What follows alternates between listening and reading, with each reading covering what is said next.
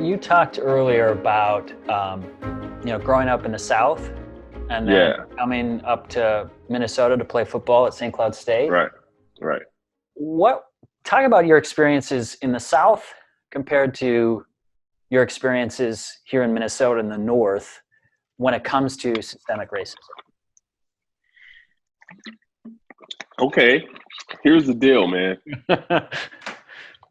That's this is the part that gets me really emotional. I think sometimes because when you, I've I lived through segregation, man. I lived through busing. I I when I was a kid, I used to watch my mother walk with us 2 3 miles um, to downtown Mobile because she didn't want her kids to see her get humiliated on a bus. Mm. I mean, that's how proud she was. She didn't want she want us to believe that we were going to make a difference in this world. And you can't believe that if people are constantly telling you you're nothing. I mean, we were called the N-word on a regular basis down south every day, no matter where we were walking. Someone would yell out the window or be walking by you and that kind of thing. But my mother would walk to the store, like we would be going down to the store to shop for clothes shopping and stuff. And there's a certain bus that we could catch, and if the black bus was down, you can catch this other bus. But it was you pretty much know you weren't going to get a seat. There were seats available, but people be sitting there, and then they'll sit their purse down and they'll sit their keys over here, and they'll take up 3 4 seats and not let you sit down, and you can't touch their stuff. You know what I mean? So you knew that, and my mother just didn't want to put us through that. You know what I mean? It hurt me when I saw my father, who worked all of his life, hardworking guy, um, go to a bank where everybody he worked with banked there. And I remember my dad went in to get a loan, and they was just like they treated my dad like it was horrible, man. It was you're still talking Jim Crow laws. You're still Mhm. talking redlining, where you couldn't buy property in certain areas. I mean, you can even look for a home. Every parent want their kids that live in a nice neighborhood. Every parent want their kid to go to a good school. Every parent want, every parent. And then when I came to college at St. Cloud State, I mean, again, you're talking about taking a kid out of an environment and putting them in a totally different environment, and where not so much racism, systemic racism, but it was dormant. Mhm. It was waiting to come out. I got glimpse of it every once in a while. I mean, I think about everything where I work, when I go to do shows, when I look at companies that I perform for, and I'm out there and there's 400, 500 people out there. And I think to myself, there's 500 people working at this company and there's only 3 African Americans. That's all I can see. Yeah. I was like, wow, that's unusual. That's a Minneapolis company. Yeah. How can that be? Hmm. So you saying there's like zero qualified, people in that town that you could have hired or whatever? I see that all the time, and it's just everywhere. I see it radio. I see it in. I go to Timberwolves game. I go to the Vikings game, and I look at the reporters, and I look at the announcers, and I look at everybody who's, you know what I mean, that's Yeah. working. And then I go up and I go to the food court and I see those people working. I go, well, there they are. Mm. When are they going to get down? All these jobs, and I just like, wow. I mean, from the eyes of African Americans, that's what we see, and we just think it should be balanced, should be more balanced.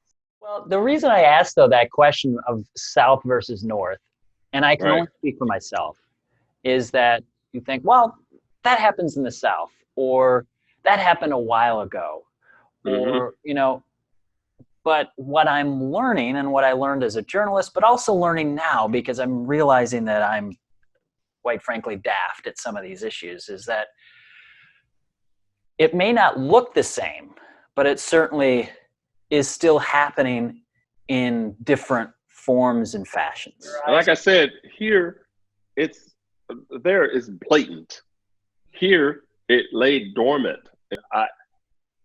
I have always been the best version of myself around people. I've always been the best version of myself on social media. I've always been the best version of myself on the stage. When I worked in the hospitality industry, because I found out very early in life, and my mother taught me that, and I learned it from watching my mother probably more than my father, that we're not given the privilege to show people who we really are. Sometimes we can't snap. We don't have that privilege. You know, we can do it, and some of us slip and do it, but then they go, see, that's who they are. And that's not who we are. But at some point you can't take it no more. And I don't want people to look at me as one of the good ones. They like to say that, you know, yeah, but that's not about you. You're not like that. Well, I'm not the only one that's not like that. You know what I mean? I don't know what like that is. You know what I mean? I've had people say this to me before, Jay, where they say, like, I don't see color. And that's that's the worst thing you can say to a black person, because somehow you don't have no idea what it took for us, how we got here, how do we got in front of you, what it took for us to get there, to stand in front of you, for you to say, I don't see color. You know, that's just a way for you to make yourself feel good about the decisions that you make. So if it comes down to it, well, at least I didn't see color. Well, you did. You have to see color. I want you to see color because I want you to see me. And if you don't see color, then there's no way you can see me without seeing my color. Mm. You know, that's be like looking at you and saying, hey, I don't see color. I know for a fact you're white. I can see it. I'm not going to pretend. Do I care that you're white? No, I accept that you're white because you are, but that shouldn't matter. But don't deny me my color, because that's who I am. That's really who I am. Again, we try to be the best versions of ourselves, you know, to make you comfortable. You try to say the right things, you try to dress a certain way, you try to be a certain way, and try to pretend like stuff don't bother you, you know, just to get through the day. And it's exhausting. It's exhausting. Like the other day I went golfing, and it was me and a couple of kids that I mentored at St. Cloud, African American kids, and a former Viking NFL player. And we all went golfing. And, you know, you got 4 black guys on a golf course. And then when you have the ranger following you around for a little bit too, we were at a nice golf course. And so yeah, that was kind of awkward. Like, what do you want? Can I help you? Yeah. Right. Yeah. You know what I mean? And then there was, I didn't want to be, I'm not going to name the course I was at because I'm a member there. But I did bring it to their attention because he literally was like, you know, so, you know, one of your guys a member here? And I'm like, yeah. Like you would think in the clubhouse they would ask that. You know what I mean? So like, come on, dude. Like, you know we are. You know, I say, yeah, one of us, yeah. I say, yeah, one of us is a member. I say, it's me. Yeah. And I told him that, and they talked to him. He came up to me at the parking lot and apologized. He said, I just started. I didn't know you. And I said, and I told him, I said, that's fine. But again, it doesn't really matter. It was 4 of us. We were all on the golf course, and we checked in. So it's not like we just grabbed carts, put our you know, you tee off right there. They could see us. So, but anyway, at the end of the day, it was cool. But I'm just saying I could have snapped, but we can't do that. We can't get angry, you know. But if you look at what's going on in the world today and see how many people, like, you know, how many videos you need to see of people snapping because they won't even wear a mask. Yeah. You know, but you don't see black people doing that. You don't see black people yelling because they have to wear a mask. They just don't. There are no videos of somebody going off saying, you know, you're stepping on my rights. I mean, if you're going to step on my rights, let it be, make me wear a mask, but just, let me buy a house. That's what I'm talking about. Let me buy a home. Let me get a job. Let me make Yeah. equal pay. Let me do stuff like that. But don't, you see where people are getting angry about what we look at and go, why are you mad about that? I mean, that don't even bother us now. We'll wear a mask. But at the end of the day, it's always like, we get mad over other things, man, like people getting choked out to death. That's what we get angry about. But you're going to pitch a fit and throw your food down the middle of the Hy-Vee because they ask you to leave because you're not wearing a mask. And if you don't have one, they give you one for free. You only got to wear it for like 5 minutes. And then take it off when you walk back outside. That's all it is. It's sad, man. We're at now where people are trying to convince us that rebel flags, Confederate flags meant something totally different. When I grew up with that flag, Jay, I grew up with the Confederate flag and I grew up with the American flag. And trust me on this, and I know people have a hard time with the flag, but I was forced to stand up and pledge allegiance to a flag that did not represent me when I sat down after that.